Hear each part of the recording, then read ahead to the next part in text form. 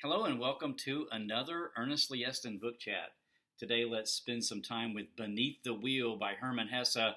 This book was originally published back in 1906, and I read a 1968 translation by Michael Roloff. So, Beneath the Wheel by Hermann Hesse, I picked up this book used, and it has this inscription in the front, which I think is so cool. When I get a used book that's got this kind of inscription, it says, "Barney, some answers are in here. Love, Bill." So, Barney, yeah, I hope you found some answers in here for whatever it was you were looking for at the time when your friend Bill gifted you this book. But I know our main character, Hans, in the novel definitely needed some answers as well. We'll jump into that more here in a minute. This is the seventh of the Hesse novels that I've read. The previous six I have also chatted on my channel, so I will link to those details down below. Steppenwolf, Demian, Siddhartha, The Bee Game, Roshalda, and Narcissus and Goldman. Like I said, I will link down below if you are interested. So, to chat this book, I thought about how to really go about presenting it. It's not really a book that I would call, it's more literary, so it's not really what I would call spoiler-driven. I will stick to kind of the topics that are contained in the description, though, the general description, and just so that I don't want to detract from anybody's experience reading the book.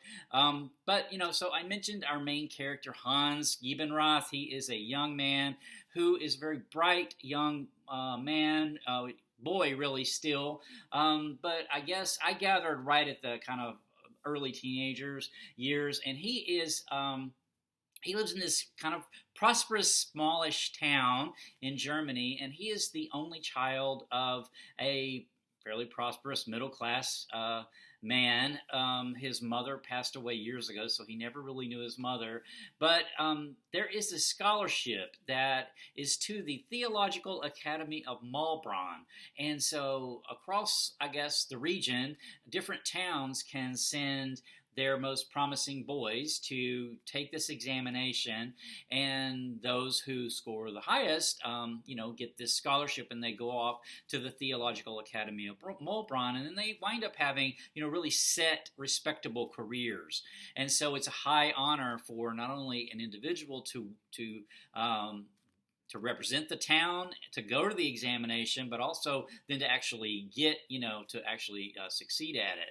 So he's under a lot of pressure. He spends the last probably 2 or 3 years of his childhood, he really gave up all sort of childhood activities in order to study and he was tutored by different people in the town, different teachers, as well as the pastor in different topics, to prepare him for this examination. So he's got a lot of pressure, actually, to succeed with this examination.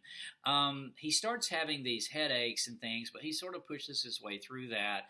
He winds up going to a way to take the examination, and he does succeed, and he is accepted into the academy. So, that was really cool. Like, when he gets to the academy, there's other boys around his age, and it's boarding type situation, so they don't know each other. So that sort of part I thought was described really well, about how when groups of kids or groups of people really don't know each other at first, they're real shy around each other, but then they really start to sort of form little groups of 2 or 3 little bonds. And so that sort of description of how that happened I thought was really well done in the book. And so he really has a hard time really finding friends, but eventually he befriends this other person named Hermann Heiler, and Heilner, I think is how it's more closely how it's pronounced, is sort of this poetic, rebellious type student that also really sort of, I think, doesn't fit in that well. But the two become friends, right? And kind of unlikely friends in a way, because Hans is a really good student, so he has the attention of the teachers because he works really hard on his Greek and Latin, and the others they're learning Hebrew at the time because this is a theological seminary. And Heilner, on the other hand, is sort of dismissive of and sort of derisive of the whole thing, of the whole school and their values and the subject matter, and is more of like this poetic person, like I mentioned. Well, at one point, then Hallner actually gets into a scrape with another student and winds up in trouble with the headmaster, and is sort of shunned by everyone. So, if you've ever seen this kind of situation actually unfold, where there's someone, like you have a friend maybe, or you see someone who they really need a friend because they're being shunned by everyone, and this is really a test of your friendship, like, because it's going to cost you something to go stand by this person. Well, Hans actually doesn't do that either, and so he really basically abandons his friend, but then he's really racked by guilt that he did not stand by his friend, because he does really care for his friend quite a lot, Hallner. He eventually does reconcile with Hallner, though, and this actually sets a whole disastrous course of events into motion, where he begins to really follow Hallner and lets his studies slide, and he becomes a more poor student, and then ultimately Hallner, for reasons that I won't go into, leaves the academy, and he's left there alone. He winds up having a sort of mental breakdown, like a nervous mental breakdown, and has to leave the academy and returns then to his hometown, and sort of like as a failure. And it just it was just so well written by Hesse, which we would expect, right? But the beneath the wheel quote.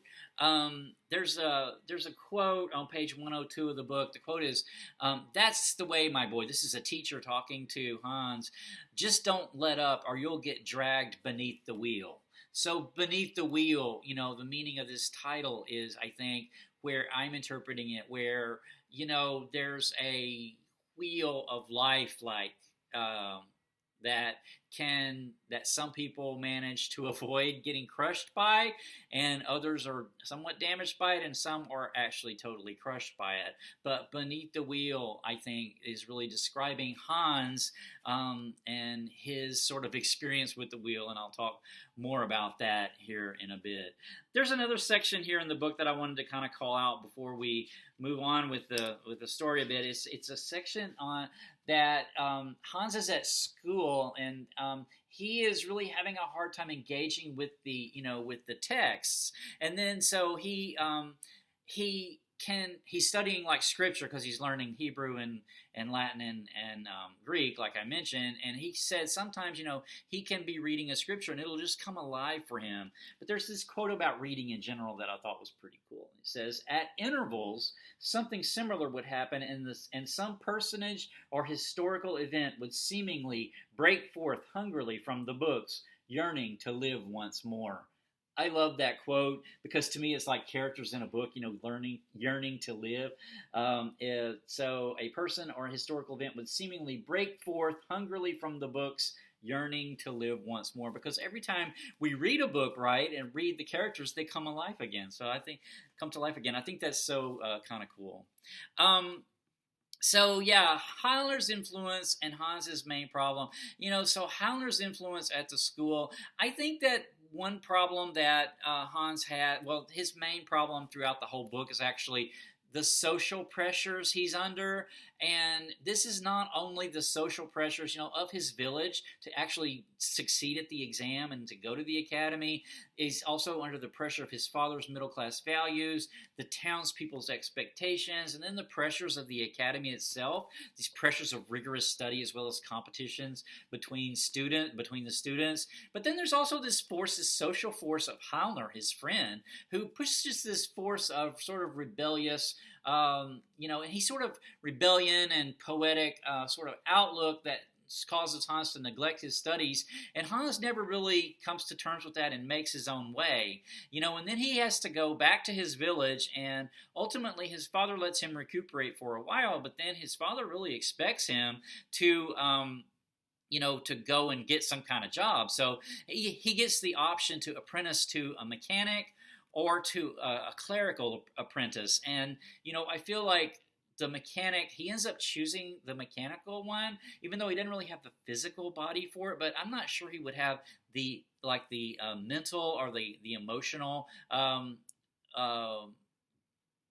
Would be emotionally suited to be a clerk either. So it's just sort of like it seems like this wheel of social expectations and social requirements are just going to crush him. He ultimately, when he's back in the village and he does apprentice to a mechanic, he meets this young woman, and it's his first sort of encounter with a girl, and he takes it all really seriously, and she's just visiting there temporarily, and it was all kind of a game to her, and it wasn't to him. And then shortly after that, he goes on this out drinking with some of the other apprentices in it, and then the book sort of ends on a tragic note that I won't go into. But yeah, just beautifully written. There's some aspects in the book that I thought were really cool. Hesse does this really good job of dualities, like, contrasting two things, and in all of his novels. And in this case, there's the street where Hans lives is this prosperous middle-class street called Tannery Street, and it's not too far away from Falcon Street, and Falcon Street's kind of like Skid Row. It's where people go that have, social issues, that they've actually, the people who've been kind of crushed beneath the wheel wind up on Falcon Street, and I thought that was really interesting. And then before I run out of time, I just wanted to describe, the book actually opens with the description of Hans's father, and Hesse just has this description of middle-class values. We also see this in Steppenwolf, where he comments on middle-class values a lot, but I thought I would just read this because it's really a description of Hans's father. And it says, Herr Joseph Gebenroth, jobber and middleman, possessed no laudable or peculiar traits distinguishing him from his fellow townsmen. Like the majority, he was endowed with a sturdy and healthy body, a knack for business, and an unabashed, heartfelt veneration of money. Then it goes on down. It says, though no teetotaler, he never drank to excess. Though engaged in more than one questionable deal, he never transgressed the limits of what was legally permitted. He despised those poorer than himself as have-nots, and those wealthier as show-offs. And so it's basically just sort of a very sort of rigid sort of worldview that his father has, and this is sort of the world that Hans grew up in, and he didn't seem to be able to escape.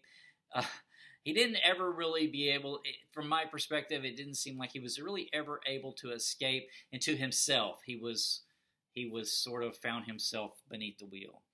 I think I will stop the chat with that since I'm almost out of time. I loved this one. This was one of the earlier Hesse novels. This one was really straightforward, fairly straightforward story as compared to some of the others, with some of the less sort of fantastical ones, like maybe Steppenwolf or Demian. Straightforward sort of young man's experience, sort of trying to get started out on life, and how perilous that journey is for all of us. Some of us succeed with that better than others, and Hans had a lot of trouble. All right, so let me just stop the chat with that, and my next chat, it will be coming up soon. It is going to be Heretics of Dune, Book 5 of the Frank Herbert Dune series. So that will be coming up very soon. Until next time, take care. Bye.